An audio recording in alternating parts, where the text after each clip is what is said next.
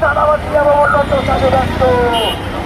কিন্তু এই আহতদের যে জুলাই প্রশ্নবেশন, তারা যে যোদ্ধা, তারা যে চোখ হারিয়েছে, তারা যে ভাই হারিয়েছে, তারা যে শহীদ হয়েছে, তাদের যে অপরাধী হয়েছে, সেটার দায়ভার নিয়ে রাষ্ট্র এখনো কোনো স্বীকৃতি বা কোনো ঘোষণা দেয় নাই।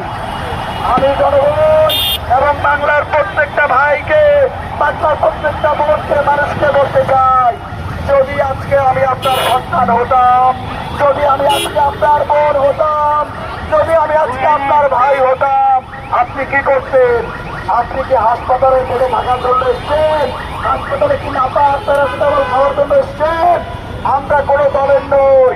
আমি ক্লিয়ার কার্ড এবং লাউড ভাবে বলতে চাই, আমরা কোনো দলের পক্ষ থেকে আসি নাই, আমরা কোনো দলের দালালি করি না।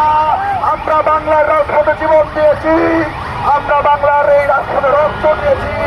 যদি জুলাই প্রক্লেমেশন আগামী কান্ত দিবসের মধ্যে ঘোষণা না হয়, তবে আমাদের প্রত্যেকের লাশের উপর দিয়ে এই সরকারকে যেতে হবে। অতএব interim government doctor Mohammad Yunus sir, আপনাকে সম্মান রেখে বলছি, এই সময়ের মধ্যে আপনি ডিসিশন নেন, আপনি সিদ্ধান্ত নেন।